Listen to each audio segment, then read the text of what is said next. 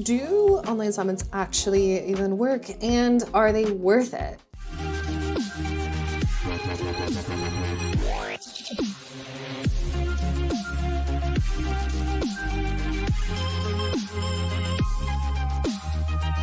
This is probably one of the biggest questions and strategies that I see from folks who are coming from marketing solely on Instagram and Facebook to wanting to find a more sustainable strategy. And the reason why is simply because social summits don't really do what they used to. It's really interesting when you look at the history of online marketing, and we can see that there was a huge spike in the amount of online summits and events that people were putting on around 2020 through 2022. And obviously we can attest a lot of this to the impact of the pandemic when everybody was online. But the reality is, as we've gone past the 2020 to 2022 bubble and it has essentially burst, the concept of running free virtual summits and events has really gone down. Yet for whatever reason, there's still a lot of folks out there pushing and promoting this strategy with the hard-head belief that they are profitable. And when we look at the stats, when we look at the data, it's just not true. For the majority of online businesses and for online business owners,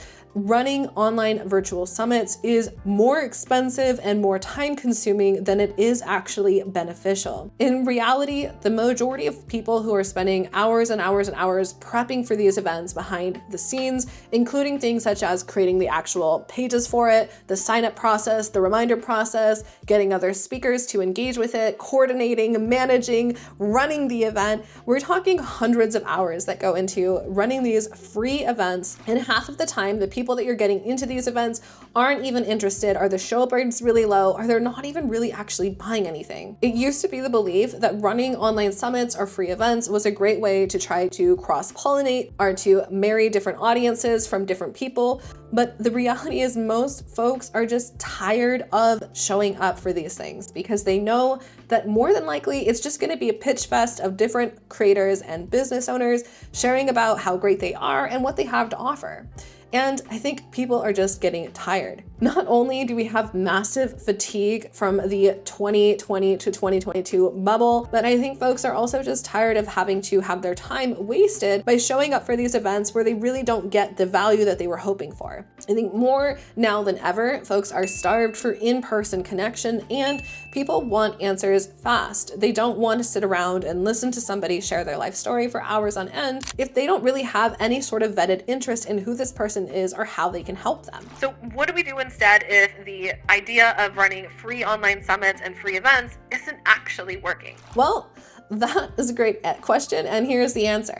My biggest advice for somebody who has been doing these free online summits or big events, trying to build your business in this way, but not really making any profit, is to actually take a giant step back and get clear on, number one, what it is you're actually offering. I think one of the biggest reasons behind the people who are putting on these massive events and not actually seeing any ROI is simply because there's a mismatch between what you're offering and who you are marketing to. Usually we can identify this pretty quickly in just looking at the actual data. Are you getting new people into your audience? And if you are the people not buying? If people aren't buying but they're coming into your audience, then that's a clear indicator that there's something going on between your offer and the people that are coming in, which is usually an easy fix. But if you are having an issue with actually bringing new people into your audience, meaning you're not actually really growing your list, you're not actually getting new clients, and you're not actually having new people come into your world, this is a conversation around marketing and lead generation. And the issue with this is that if you're solely focusing on Instagram and Facebook and constantly pushing new content, you're never actually building a long-term strategy for yourself or your business, which is one of the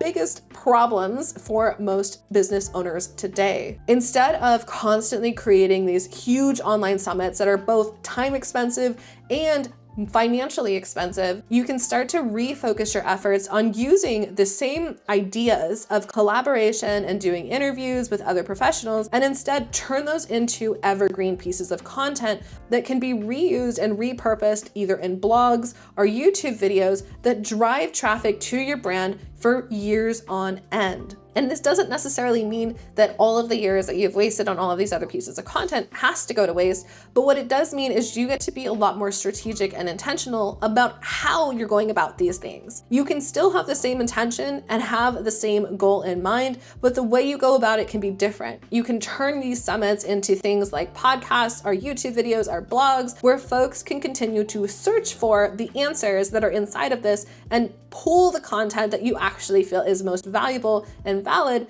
and of course, have a more legitimate strategy behind the way that you structure your site and your content so that people can come into your offer. My biggest suggestion, if you're here today and you made it to the end of this video, is to really rethink what you're doing in your business and how you're going to be marketing in 2025. Instead of continuing to focus on the things and hoping that if you do more of it, or if you do more of it faster or bigger or better, that it's going to start to work, is instead to really look at the data and see, are people actually buying? And if they're not, how do we make it easier for people to buy and start to set yourself up for the long term instead of continuing to keep yourself stuck in the organic social media hamster wheel. If you enjoyed this piece of content, please be sure to hit subscribe, give it a thumbs up, and if you have questions, as always, feel free to comment down below. We'd love to hear from you, and I look forward to seeing you in future videos.